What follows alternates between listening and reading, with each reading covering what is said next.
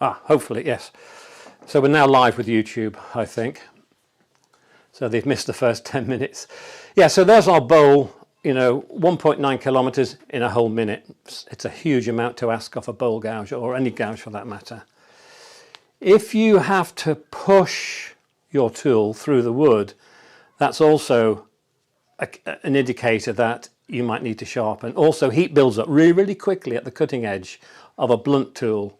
A nice sharp tool should actually drift through quite happily, creating shavings and not dust. Or so unless somebody else wants to come and join us, there we go. Yeah, so not creating dust or anything like that. If you drop or bang your tool against something, tool rest is the most common thing, I suppose. You pick up your bowl gouge and you go to put it on your tool rest, and the first thing you do is you stab the end on the side of the tool rest. That's almost certainly damaged your lovely keen edge back to your sharpening mechanism, whatever that might be. And just a sort of a top tip, that a sharp tool doesn't reflect light. So the actual cutting edge doesn't actually reflect light because there's nothing there to reflect. So if you look under a strong light at the tip of your tool, if I just go to this camera here, might help.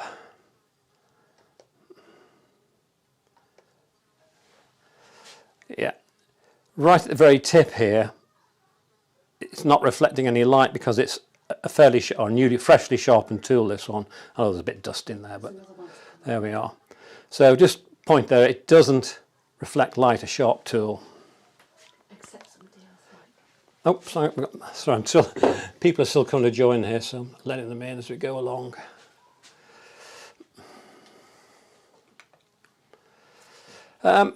At its basic level, I suppose, if you don't have any other tool to sharpen your tools with from new, you could use the trusty diamond hone. You know, if you've got it, there's a flat edge in all of our tools. Again, let's just go to this camera here. There's a flat edge, and you can feel that as you rotate your diamond hone onto the side of the tool, and you can give it a few nice gentle rubs there to rekindle the cutting edge, just to bring the bit of life back in the cutting edge. Obviously, at some point in time, you are going to have to regrind, which is a fact of life. How you regrind, well, that's pretty much down to what sort of equipment you've got and what your preferences are. The basic diamond hone, yeah. So, where do we start in terms of equipment that we might want to use? Well, the starting point for many is your basic grinder from Lidl. If I can find a picture of one here, there he is.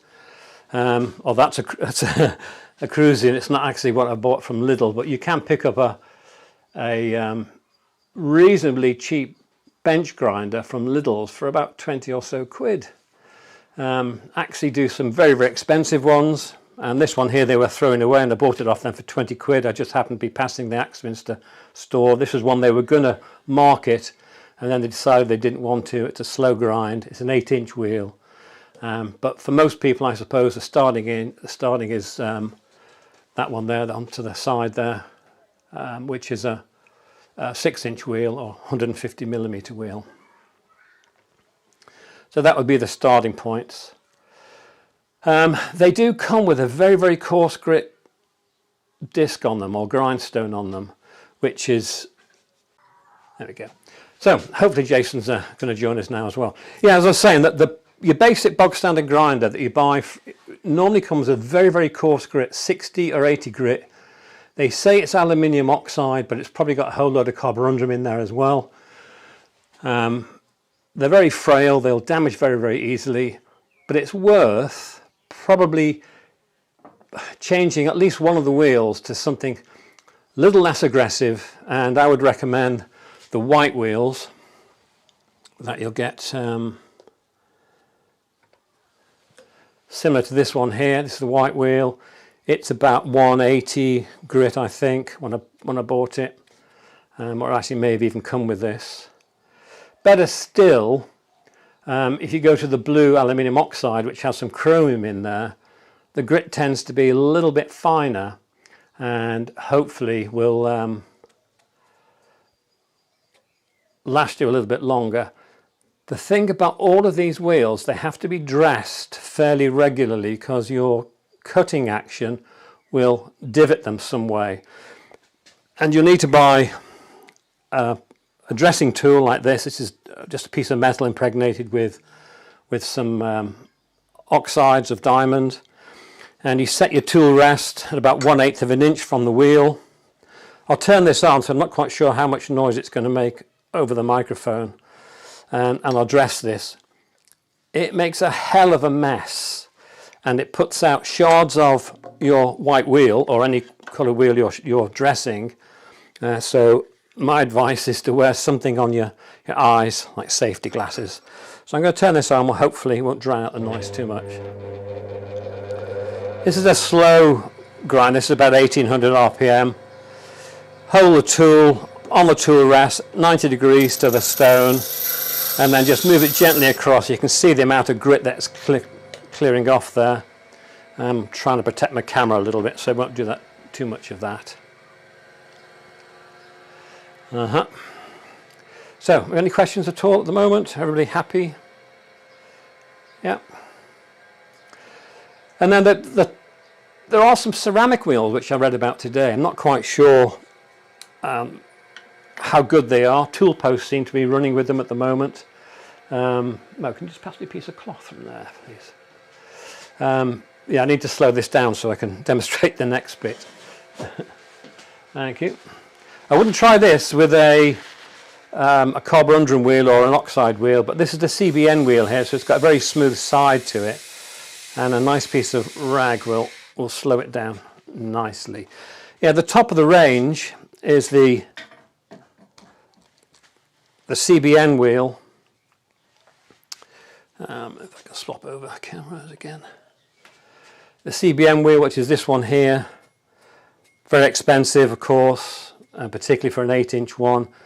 I got a deal off Axminster when I bought this for next to nothing. That I bought this as well, so they do. But this is 180 grit, which is actually perfect for what I need.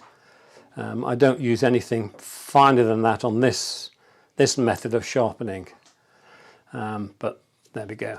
But remember safety. Everything with these sort of white wheels and blue wheels and any other wheel you may have on here, you need to dress it to keep it square to your cutting. Yeah. So hopefully that makes sense. I'm just sorry about the movement of the camera, but I haven't got an automated camera just yet. Sorry, my leads all getting tangled up.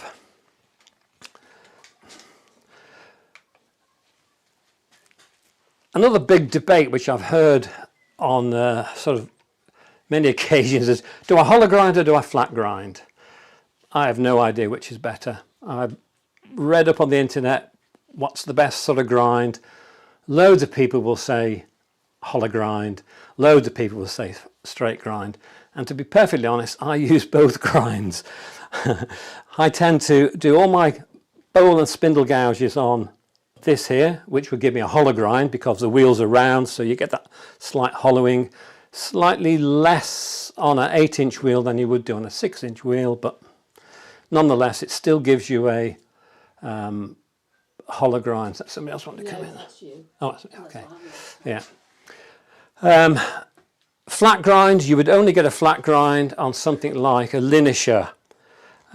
You can make something very similar. This is the Sorby kit.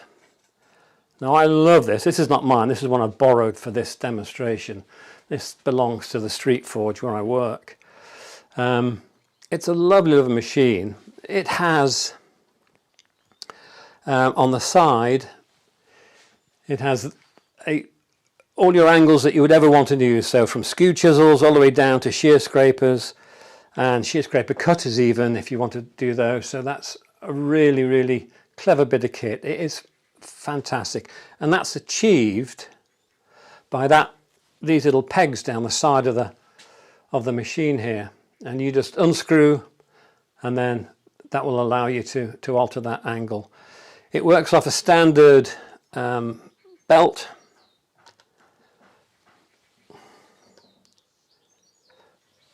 Works off a standard belt here, which is about, if I just go to Do that one.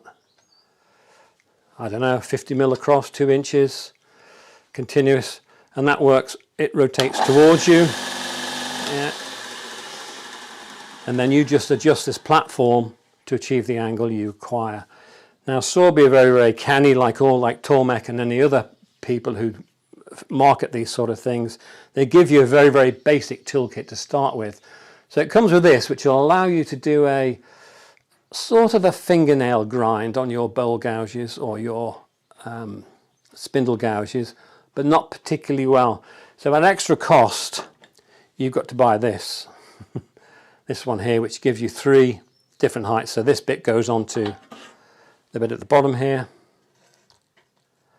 Yeah. And then you can put in this tool, which again they sell. Now this is absolutely identical to the Tormek tool, and it fits in there. Sorry, that way. Your bowl gouge goes in there, the platform is removed, and then you can do your sharpening on this. Yeah. Now this is not something I use because I do all my bowl gouges on the grindstone and not on this device, but it works absolutely fine, and it's a lovely tool to use. There are other bits that come with it, so anything that's going to be square ground across there, so for instance your spindle roughing gouge, it will hold it perfectly at 90 degrees and allow you to sharpen it. Yeah.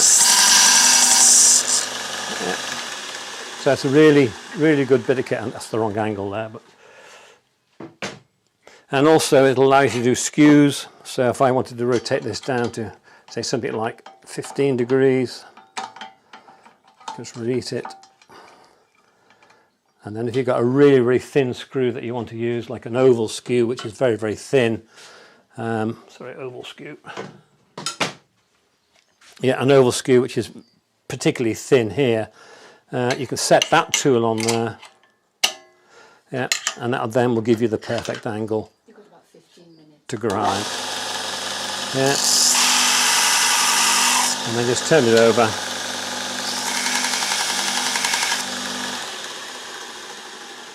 And there you go, it gives you a lovely grind. Yeah.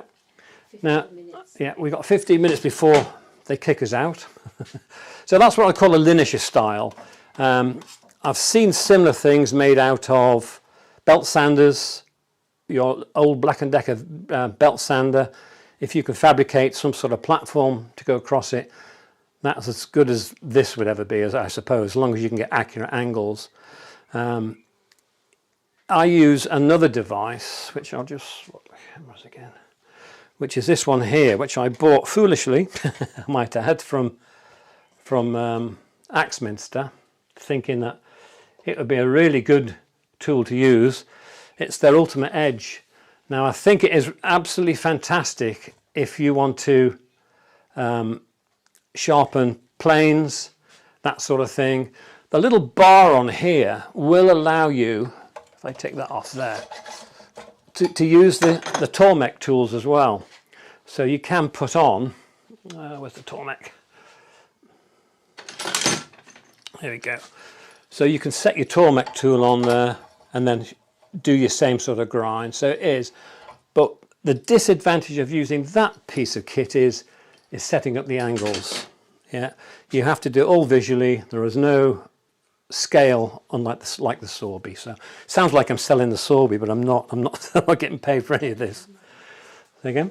The camera is still pointed over there. Yeah. Oh, there we go. Yeah, so that's the Sorby one. Again, it's not nothing I would recommend, but it is a possibility. So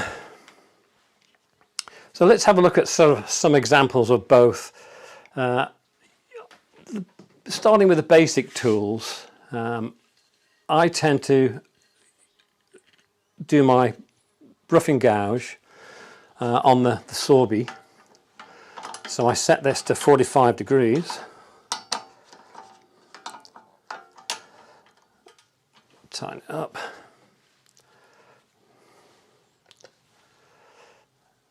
Yeah, so that platform is now set to 45 degrees. I use that in there to keep it straight. And when I turn it on, I can do that. Now that'll give me a lovely edge. It raises a burr, which if you're a purist, you may want to take that off. And you can take that burr off by just using a round hone and take. I personally don't bother taking the burrs off because it comes away quite quickly. The only thing is, if you want to look down the edge there for reflections, you may well get a reflection off the burr. Okay, so that's a very, very simple tool. It is also possible to sharpen this, of course, on your grinder. And the thing to do here is to set your platform at about 45 degrees. It says, now your golden gadget here is going to be a Sharpie of some description. So what I'll do, I'll just mark the edge with a Sharpie. All grinders come with a platform of some description or other. This one just happens to be the one-way one. And then I'm going to look down the side. I'll do it this way and hopefully it won't block the view. Look down the side, get it roughly 45 degrees, tighten it off, and then get that as close as I can, about 1/8 of an inch away, and tighten it up. And then just run the wheel very gently round. And then if you have a look at the end, then I'm only sharpening on the heel. So I wanted it to drop that a little bit. Oop, not that much. And then just try that again. And eventually you'll get, not quite, let me just try that again. I've probably gone too far now. Maybe not.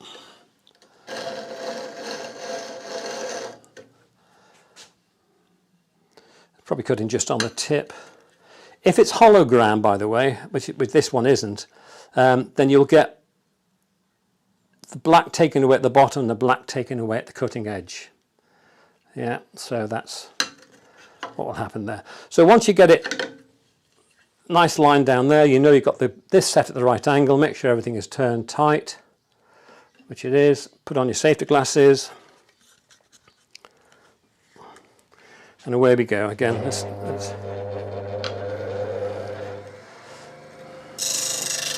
And you just rotate this gouge, leaving it on.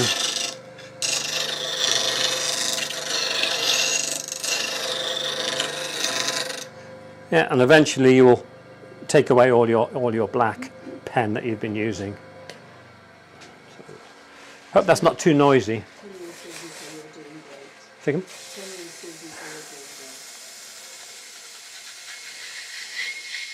Running out of time. Yeah, running out of time, so gift from Zoom. Ooh. Oh, they've removed it. It's a gift. Running out of time. We've removed the 40-minute time limit on your group meeting. Oh, that's good. So we can continue straight away with this. Oh, that's excellent. So, I love it. do I have to click on it? Oh, yes, I do. So they're not going to kick us off, which is good news. Somebody else wants to come in there. Yeah, so that's simple. So on here, I would get a hollow grind. On the Sorby or the Linisher style, I would get a flat grind. Which you choose, that's personal preference, I guess. Another standard grind, pretty much at the same angle, would be your bowl gouge. Now, standard grind, straight across grind, there's all sorts of ways of defining the standard bowl gouge, and for that matter, the standard spindle gouge. But they are sharpened pretty much in the same way. Set at 45 degrees, and to be fair, you could. Somebody else waiting to come in. Oh, hang on, some more people coming in. Yep. Bowl gouge standard grind. They say 40 to 50 degrees, and that 40 to 50 degrees is measured between the, if you like, the flute, which is the hollow bit to your gouge. Yeah, and the edge there. So you can see that's there settled at around about 46 degrees. Even using these accurate angles that you set up here, you never ever get a perfect angle, and through grinding it does change with time. Another thing that will upset your angle, of course, is if your wheel, because these white wheels or carborundum or aluminium oxide or ceramic, whatever you use, get narrower and narrower. The diameter reduces as you go along. So, you know, if you're using exactly the same setup at each time, then the angle will change over time. But with something like a linisher, nothing changes. It's flat, it stays. The only thing that wears out here is the belt. I'll just bring that onto there. Sorry about moving the camera around, but I've only got 2 cameras. So this then the same thing for a standard grind. As I say, a straight across grind would be, and some of them come and it is almost straight across there. I don't particularly like those, and I tend to just sweep back the wings a little bit. And to do that, the same thing would apply here. If I'm going to sharpen this and keep that same angle, I will use my trusty Sharpie just to, I've lost the camera now, my trusty Sharpie just to give me a guide as we start. Same thing, it goes on, and I'm going to work on the wings first, yeah, and then go across, blend the whole lot in right across the tip. Yeah, so a little bit of time on the wings, both sides, and a little bit in the top there. And then what you're looking for is on these wings here, they are either very, very convex, yeah, or flat. Convex is the best, flat is okay. If they're concave, then you've got a poor grind, and you're most likely to get a catch on your wings, okay, with that sort of thing. So that's a standard grind for a bowl gouge. If you want to move on to, I think probably what is most popular for everybody is a swept back grind of some description or other. Now you can do that on either of these 2 machines or similar. Tormek make a really good machine. It costs a fortune. I think Record are doing, and also Jet are doing a sort of knockoff version which is a little bit cheaper, but at the end of the day what you're going to get is something that will sharpen your tools. I think the problem with the Tormek and the other water-based ones is they are such running at slow speeds, 90 RPM, which means that if you wanted to change the shape from a standard grind to a swept back grind like this one is, then it's going to take you forever on a Tormek to do that. So you would have to have a bench grinder as well, just to take the rough bits off first, or the excess material first, and then take it to the your water-based grinder and sharpen those edges up. What the water-based grinders do, of course, is they give you a really, really keen edge. And if you're, again, a purist and you want to hone it, then you've got the honing wheel on it as well. Again, I've never found the need personally to hone any of these, because they don't stay in the lathe that long. You're on there for 5 or 10 minutes, and then you're going to touch them up again on your, either with the diamond hone or with, you know, touch them up on the grinder again. I use a one-way system.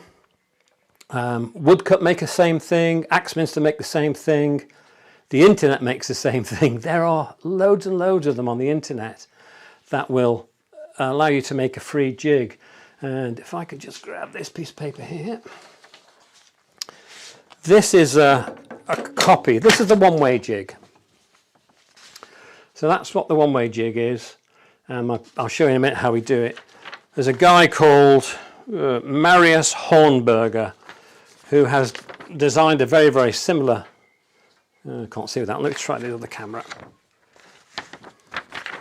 A very, very similar thing.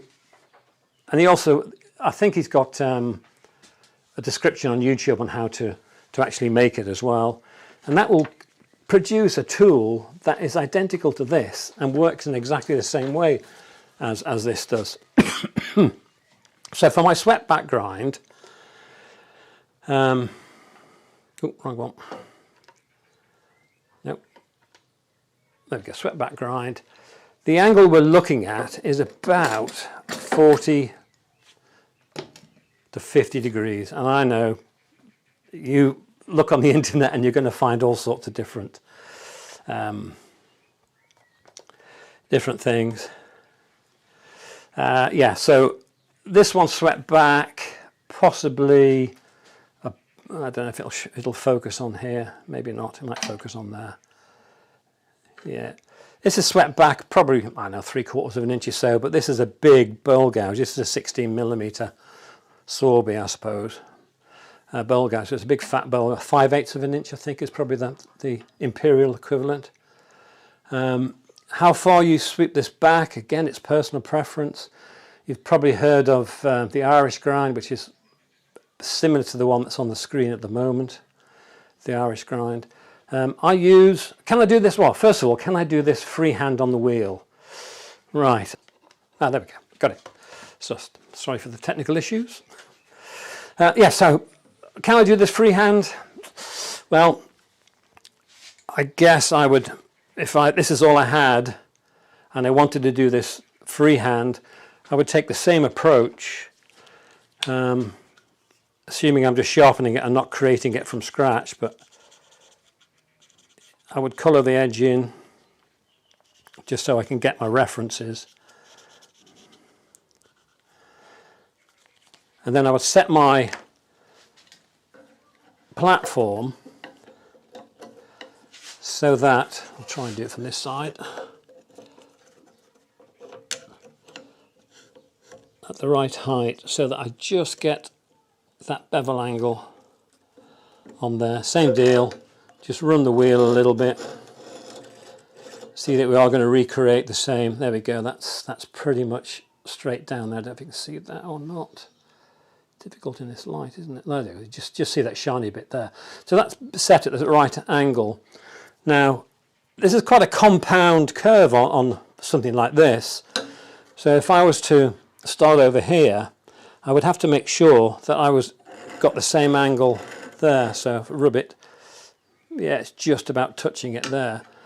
So I've got to move that from there to the tip and out to the other side, and I've got to rotate this handle all the way through that movement. Now, I have tried it before. I don't particularly get on with it very well. I always end up with multifaceted size to on the grind, which again, I don't suppose, again, it's the purist. If you want a nice smooth grind like that, then you really need to use a jig. Now, I always use the jig because I like the jig because it gives me a grind that is repeatable every single time. I set everything up the same every single time, and then I get the same grind every single time. And through trial and error, I found out that I quite like a bowl gouge at 45 degrees, so my tip angle there is 45 degrees, and the sides are about, I guess, are pretty much steeper than that, but that's because of the way the jig works. Yeah, there's a push at the moment to do a 40-40 grind. Stuart Batty, I think, advocates that in a lot of his videos. A lot of other people do as well. Excuse me. And that can only be done pretty much freehand. So what I've tried to do that, and what I've done is I've cut myself a jig, little wooden offcut, which I've set to 40 degrees. So when I put it up against here, I can set 40 degrees just about, and I can check that. Well, actually, the starting point for the grind for the 40-40 is to get 40 degrees across the tip there, so that angle there, and that is done by placing it upside down. So you're actually going to push your point into the grindstone, yeah, and that's going to give you the starting point. What you end up with, let me just run that a little bit longer. Okay, just going to touch it on there, and if I can get a torch on here. Right, I've got a torch, and I said that if you shine a torch on the end, I don't know if you can see, where are we? There it is there. The white reflection where I've taken it off, because that's definitely not keen now because I've just ground it on the grinder to make it 40 degrees. Now what you've got to do, of course, is mark on your board here, again 40 degrees, because it starts from 40 degrees and it goes all the way around and comes back to this side at 40 degrees. Now the flute is going to be almost closed but not quite. It's got to be, you're going to again eyeball it, yeah, and then do the wings first until you got rid of all that shiny bit on the cutting edge. So this is freehand. Flute is slightly closed. It's at about 40 degrees. And all I'm going to do, I'm just going to bring it back then, not quite to this tip, because I'm just trying to sharpen the wings first of all, and just need a little bit at the back end. I'm going to do the same on the other side. Starting off, it's 40 degrees. It's almost, I don't know, it's not quite fully closed, the flute, but it's thereabouts. But as I come round towards the tip, I'm opening the flute, and as I go past, oh, getting caught in my microphone, yeah, I go the other way, and then I'm going to come back and do the same again. Now that's a freehand grind, and I'm not sure again if you can see, I'm getting multi-facets on there because I'm not that clever when it comes to sharpening freehand, but I tried this before and it cut fairly well, to be fair. I've never used a 40-40 before, so this is the first time I've used it before doing this demo, and it was cut freehand, so perhaps I can sharpen freehand occasionally. But if we go back to the jig, I'll show you how I use the CBN wheel, and the bowl gouge I've got here. This one is 45 degrees. It's quite a deep flute, 45 degrees on here, on the tip there. And I set it up, again, in the one-way jig. Now their recommendation on the one-way jig is that you set this angle here, so between where the chisel goes in and that arm, to 23 degrees. And that just happens to work out on the second notch down. There's tons on the internet about where you should set this on the notch. I always use 2 inches, which again is their recommendation, and I've just 3D printed a piece of kit here, so I can put that on there and tighten up my wheel. I'll just check it again. So that's exactly 2 inches from there to the tip, and this is set on the second division, which is 23 degrees. It's the standard one. If I wanted to get a longer grind, then I would make this part steeper, but I'm quite happy with the grind I achieve here. It's not quite an Ellsworth, I don't know, it might be an Irish grind, I'm not sure how you define each of those.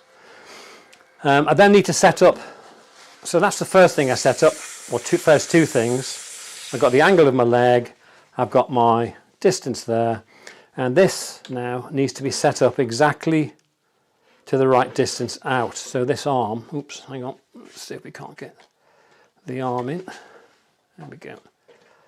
So this camera self, oh, I'm all caught up there. It sort of tries to focus itself, and it's quite difficult sometimes to keep pace with it all.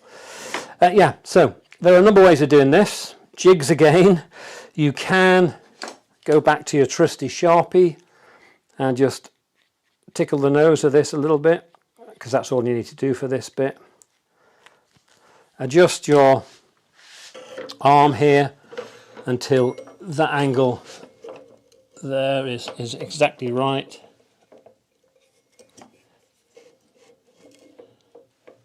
There we go. Okay, and then similarly just rub that, and you should get rid of all your marker. Other methods, I'm not sure if his name's called Ron Brown or Dave Brown from America. He markets these sort of things, and you've got to work it out yourself. This is, I said 45 degrees, so 45 degrees, I set that to number 38 on this side.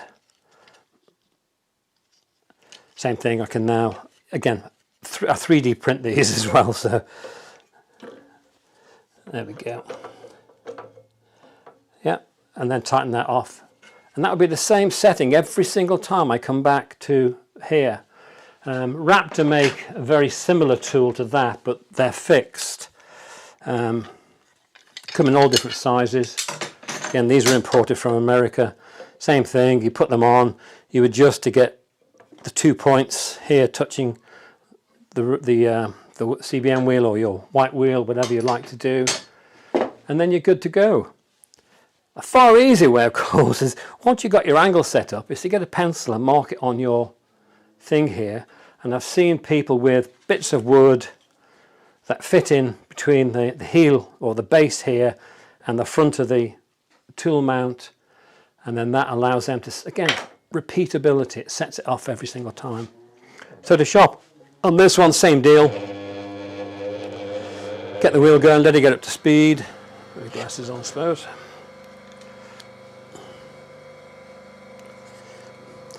And you work on the wings first.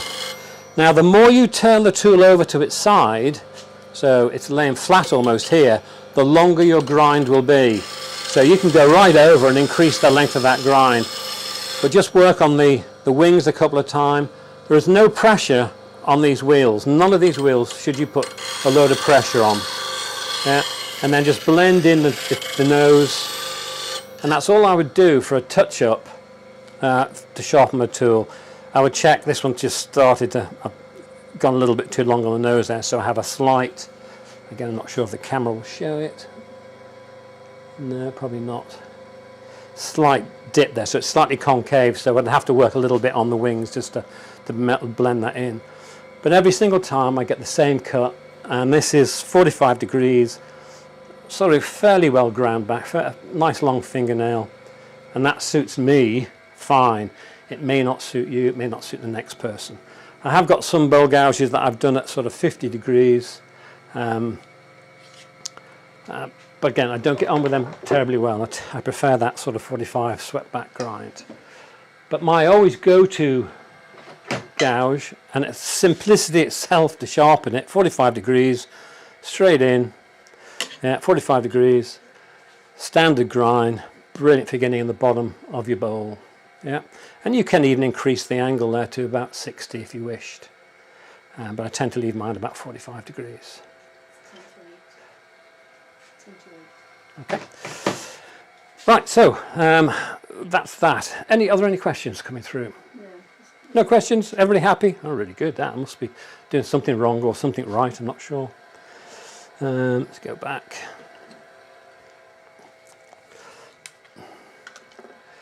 All right, what else have we got? Gadgets, yeah, loads of gadgets, isn't there? I've just shown you some of them, and some of the jigs I use. Some of the jigs are quite easy to make. Tormek, now then.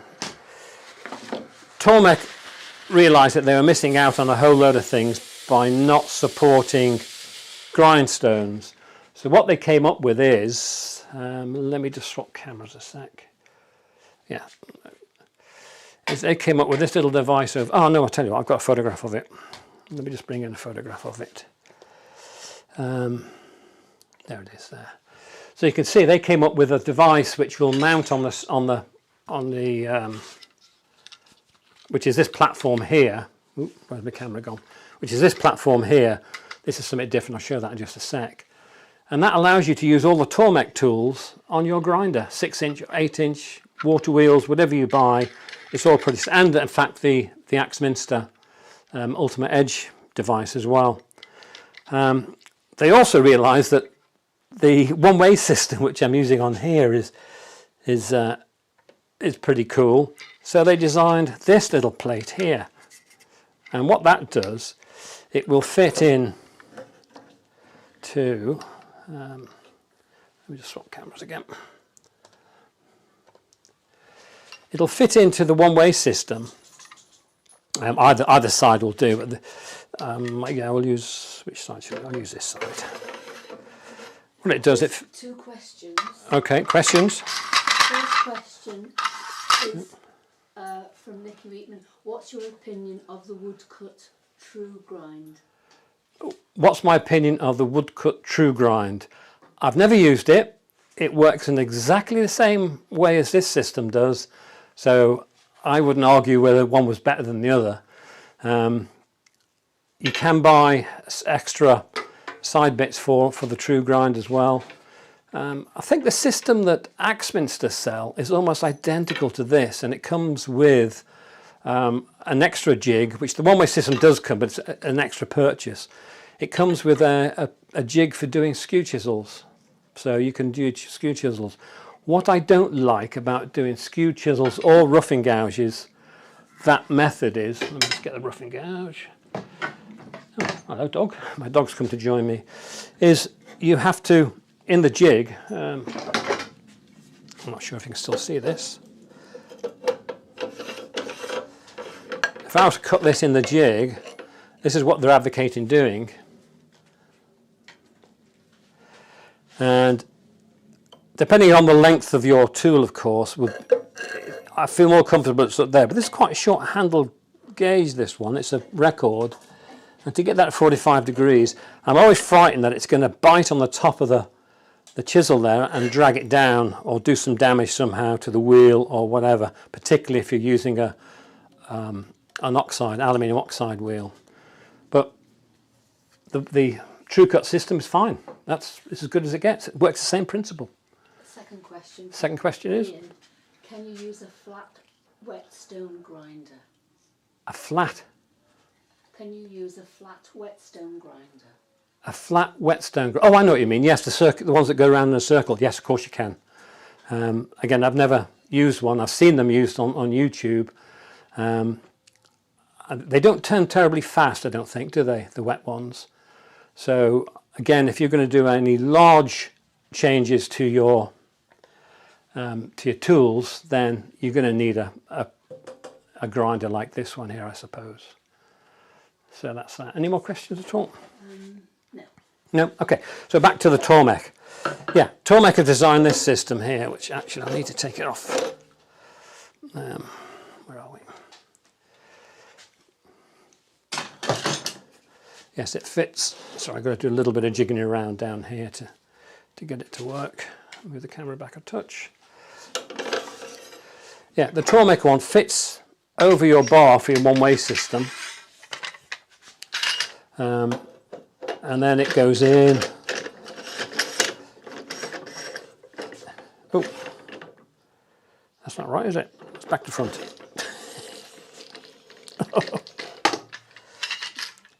It must go on the other side.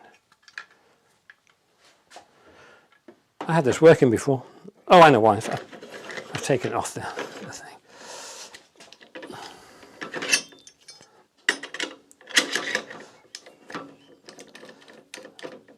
Good job it's live, eh? So again, you can adjust the distance to and fro on the one-way system. This just screws up at the bottom here to clamp it in place. You've then got the adjustable height for here.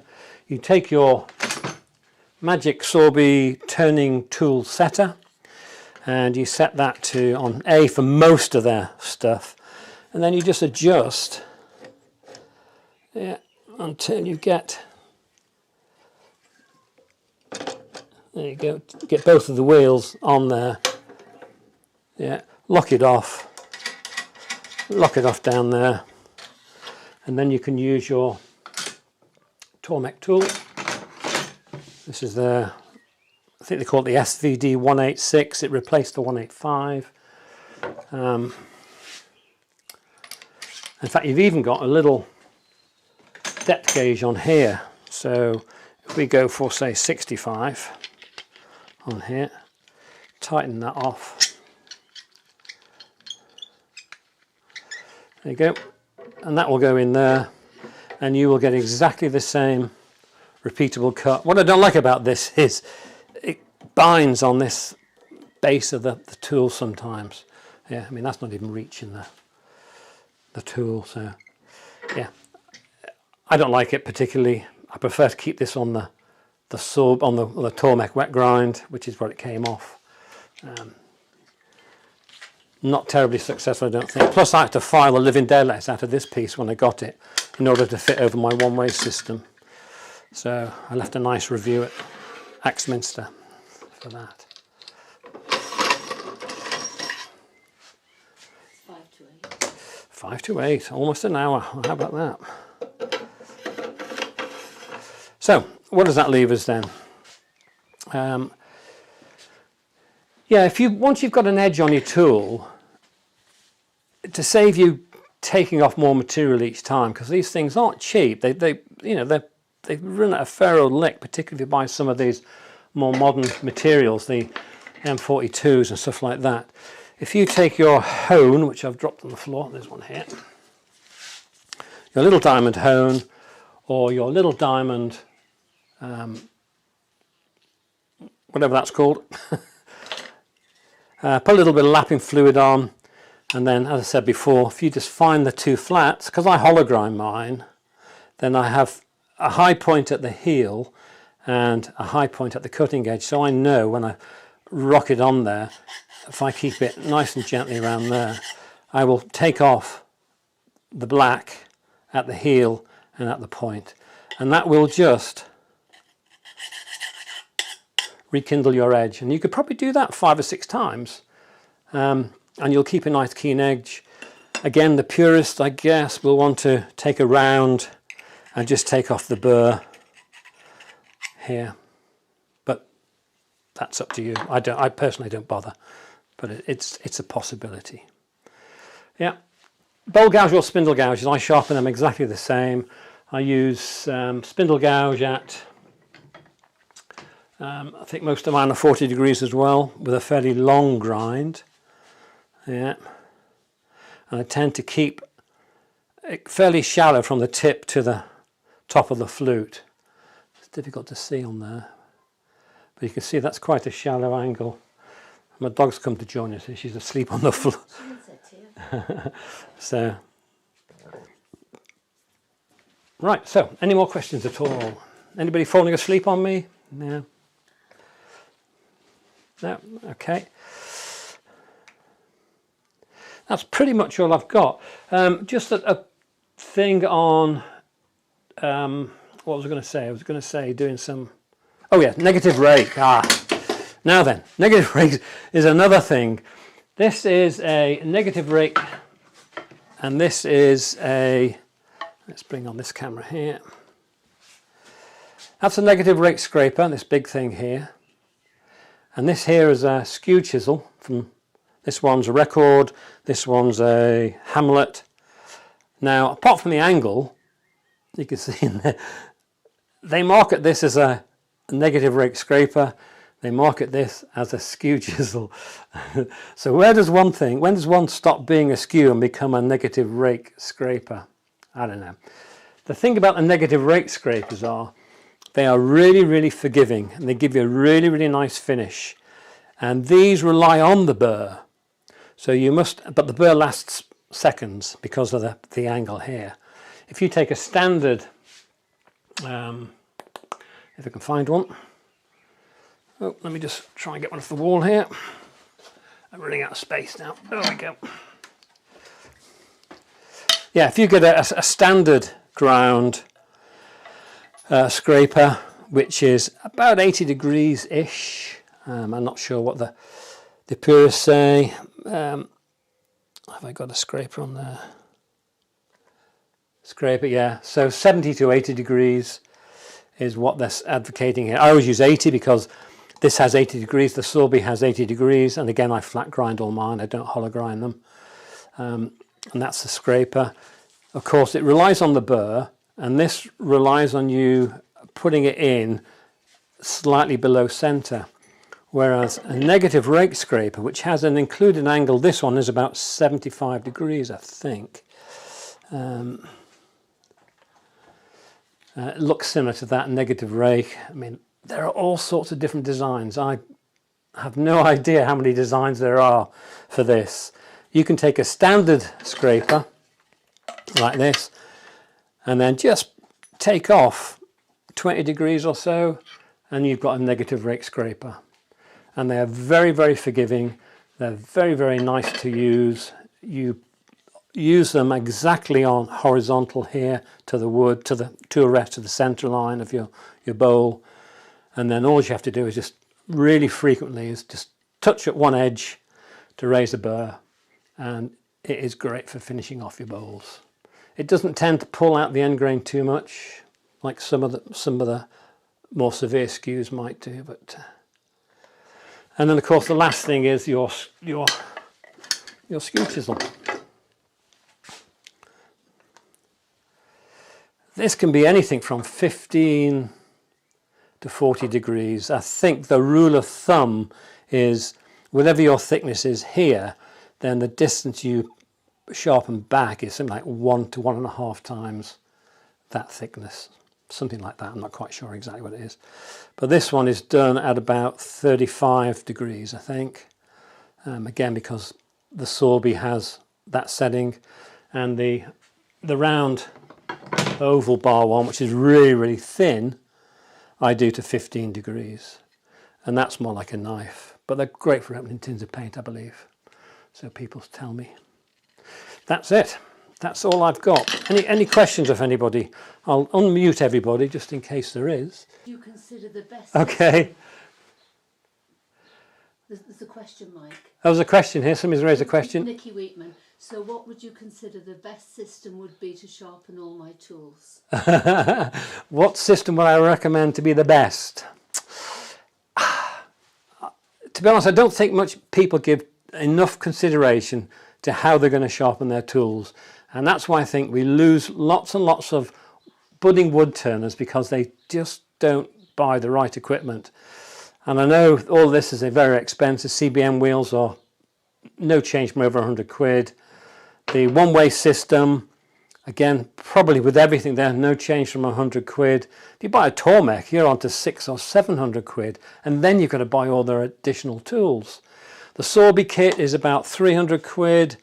Their Pro version is about 380, so you get the additional tools with it, which is really good. My go-to tool, me personally, I would go to, if I had nothing else, I would go to the Sorby every time, because I know that would do every single tool I've got in most of my tools. It probably wouldn't do everything, because there are some specialist tools which require a slightly different approach. But I would definitely go for a Sorby. But the one-way system, I love it too. Yeah, the Tormek, I use it occasionally, but not very often, only because it takes so long to do. And that Axminster Ultimate Edge, it's about the same price as the Pro Edge from Sorby. So, does that answer your question, Nikki? Hopefully it does. I'll try and end you all. There you are. You're all going. Bye.